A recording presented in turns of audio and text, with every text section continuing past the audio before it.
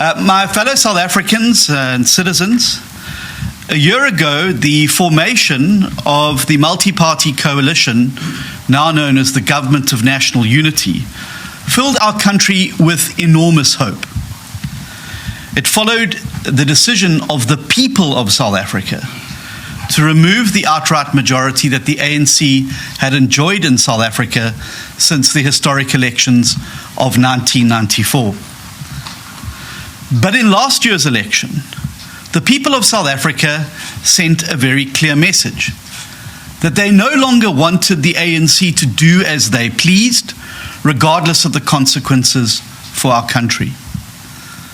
The people of South Africa said very loudly that they were tired of corruption, they were tired of grinding unemployment, and that they were tired of an economy that had not grown meaningfully for decades.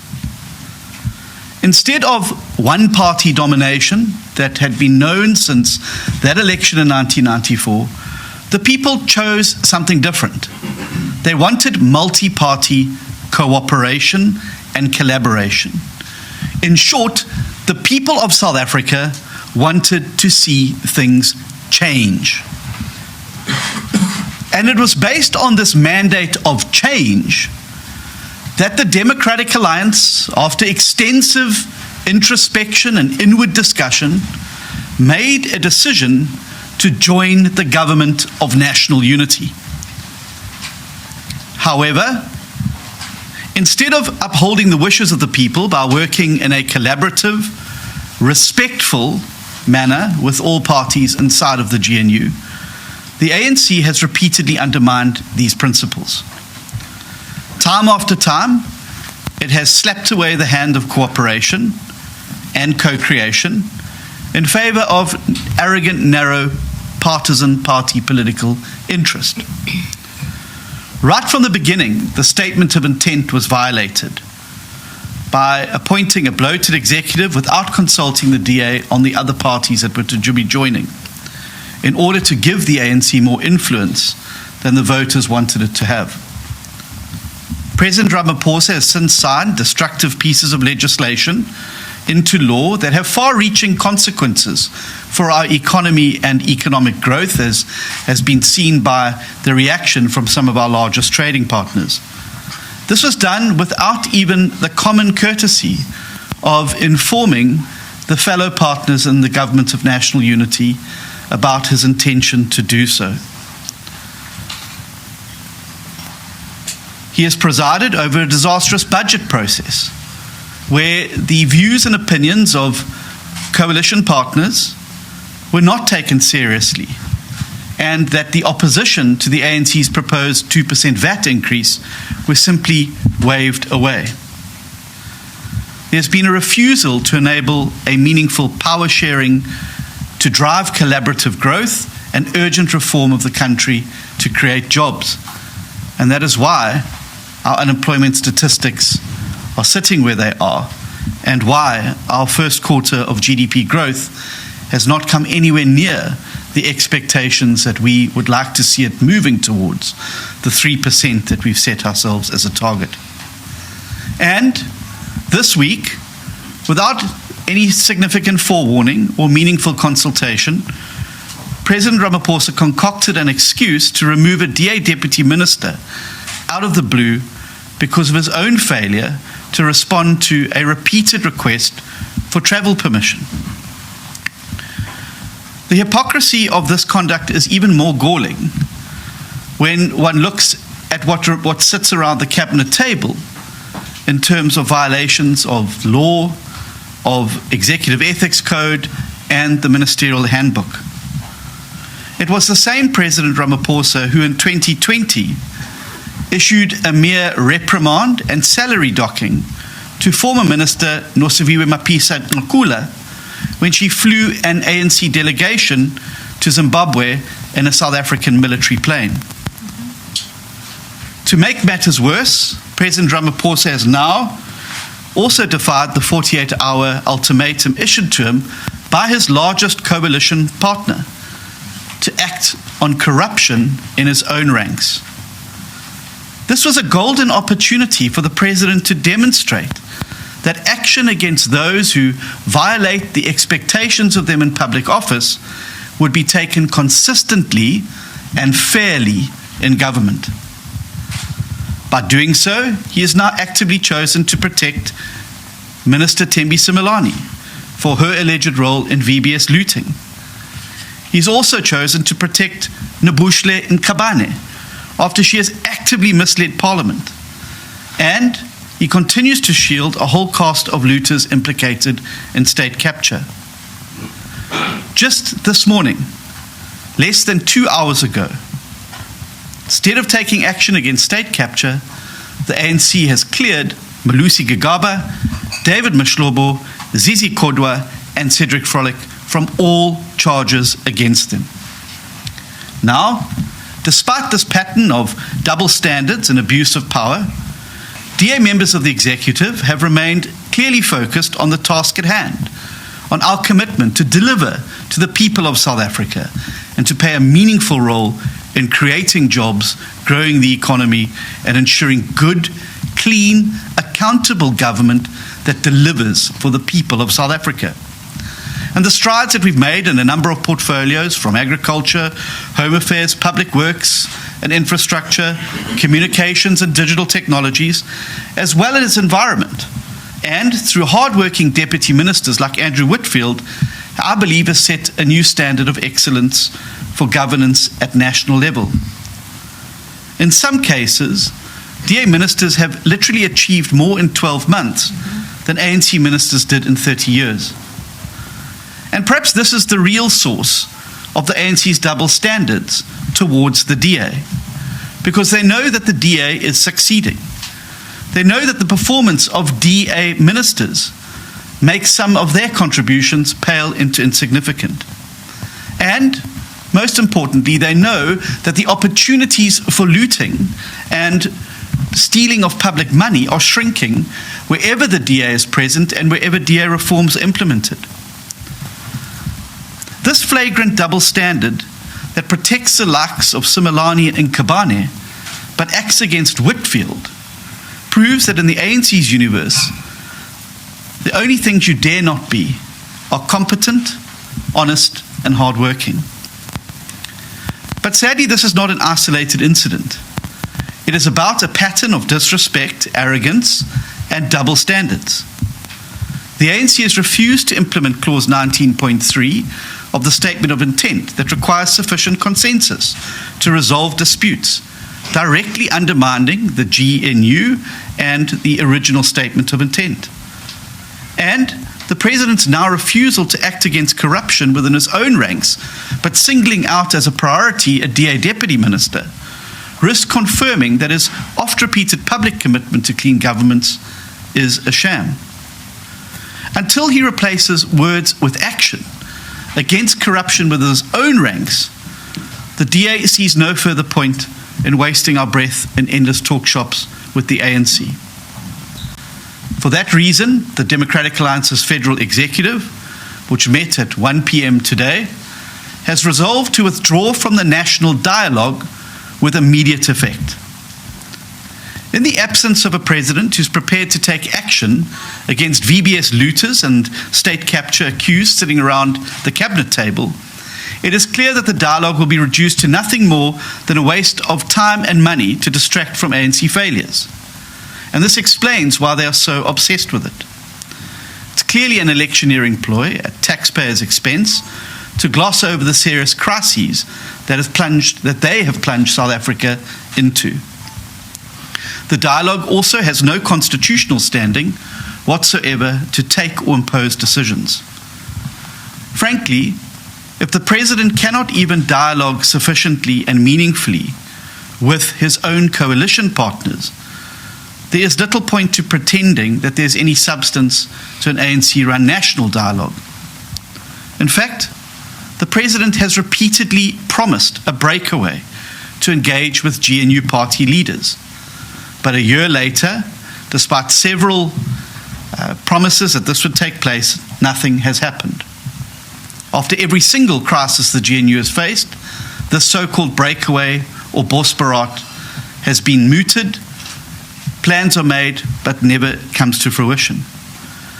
Similarly, a proposed breakaway for the cabinet to deal with how we interact with each other as cabinet members and resolve disputes and disagreements that will inevitably arise in a government made up of more than 10 political parties.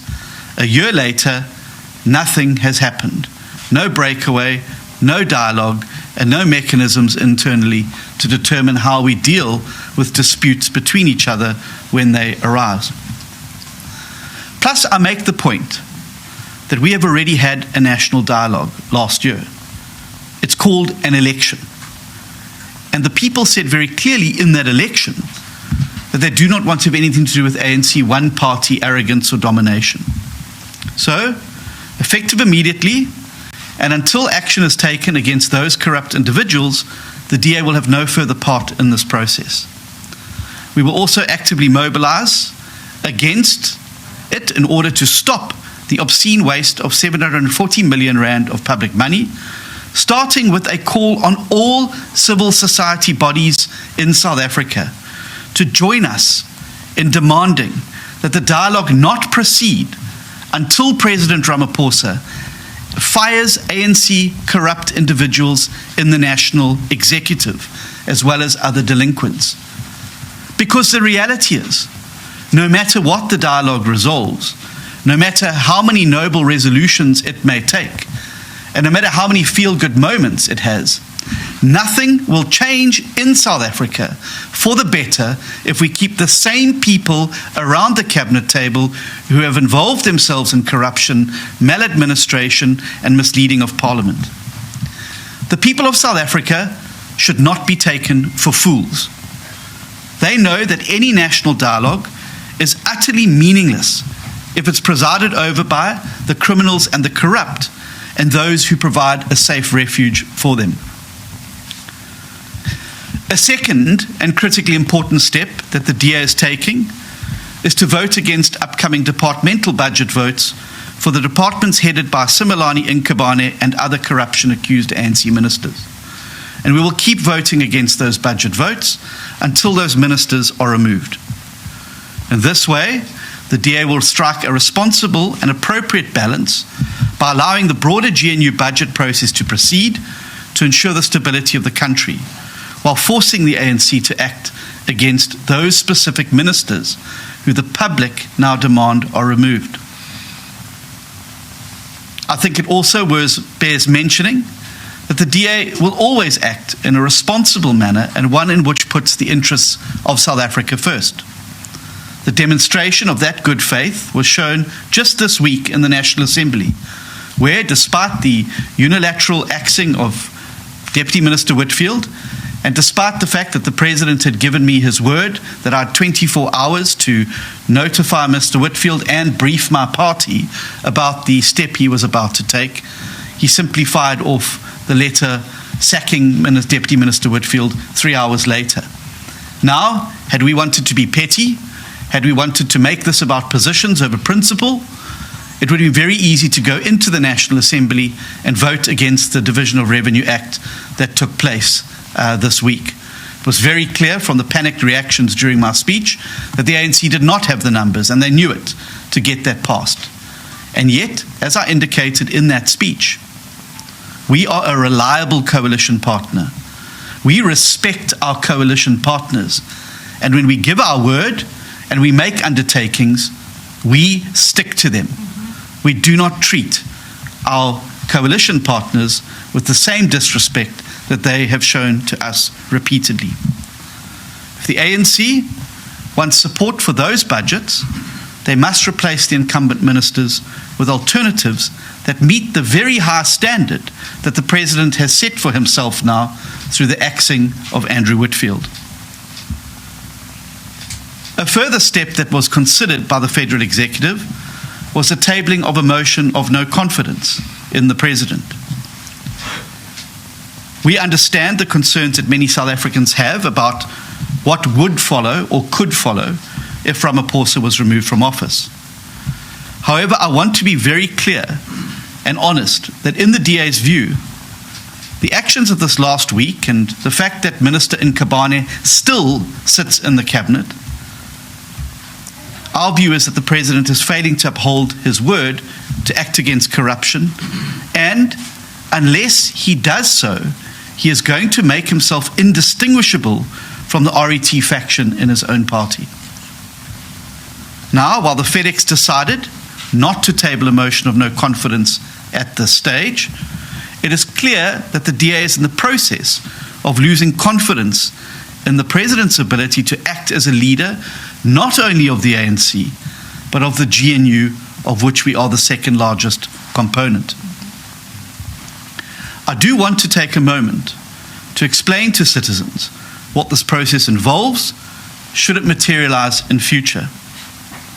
At every instance where President Ramaphosa has chosen to protect corruption accused within his own ranks while treating his coalition partners with contempt, he has sought to justify these actions by hiding behind something called presidential prerogative. He used the fact that the Constitution gives the President certain powers as a blanket excuse to take action against honest and hard-working members of the executive, while shielding those like Nkabane and others implicated in corruption and mismanagement. It seems that the ANC has never asked themselves the question about where this prerogative arises from in the first place. The President only has this prerogative because his partners in the Government of National Unity, without whose votes in Parliament he would have been reduced to being a one-term president. Unlike the ANC suggestion that this prerogative is some form of God-given right, it was only conferred temporarily on President Ramaphosa, the leader of a party with barely 40% support among South Africans, by the very parties in the GNU, including the Democratic Alliance. More specifically, without the DA's numbers in Parliament, President Ramaphosa would never have had such prerogative in the first place. And what was ours, given by acting in good faith, is ours to take away when shown bad faith. And if the ANC fails to course correct, the federal executive will seriously considering exercising our constitutional prerogative by tabling a motion of no confidence in the President. I want to speak directly now to South Africans. Last year, you all voted in your numbers to reconstitute government and set our country on a new path.